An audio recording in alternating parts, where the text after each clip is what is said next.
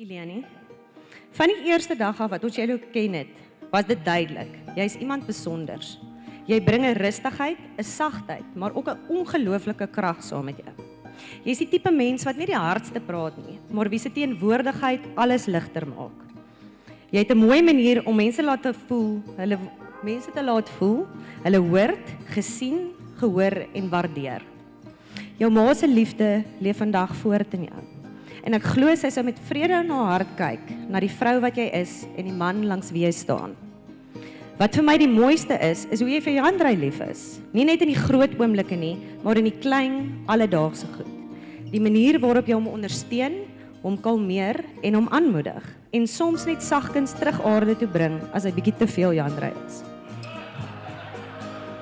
Ek onthou goed toe ons jou die eerste keer ontmoet het ek by myself gedink, Heer, as Jandrey nie met hierdie vrou maas vasmaak nie, kan ons ook nie meer vriende wees nie.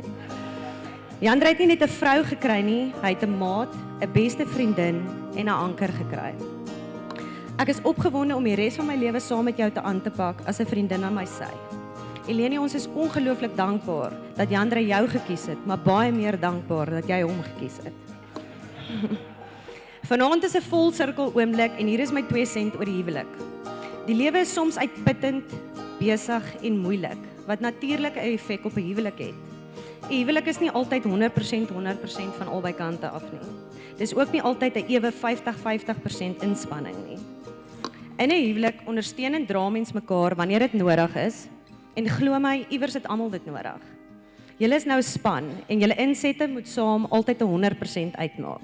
Praat gereeld met mekaar om seker te maak op watter persentasie julle batterye is, sodat julle kan sorg is weer gelaai. Partydag gaan Eleni net 30% hê om te gee en Jandrey gaan die ander 70% moet dra. Partydag gaan Jandrey net 10% gee om te gee en jy gaan die ander 90% moet dra. Solank julle batterye altyd weer by 100% uitkom.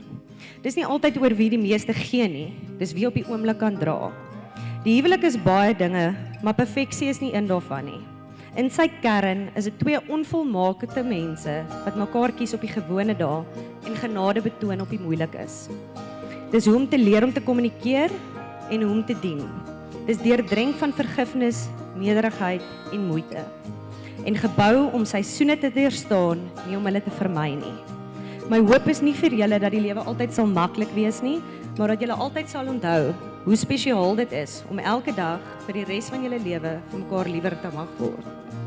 Mag hoop julle lewensreis bewaak, mag geloof julle kompas wees, mag julle drome vlerke kry, mag die Here julle seën met sy goedheid en guns en mag julle liefde vir mekaar julle reis onvergeetlik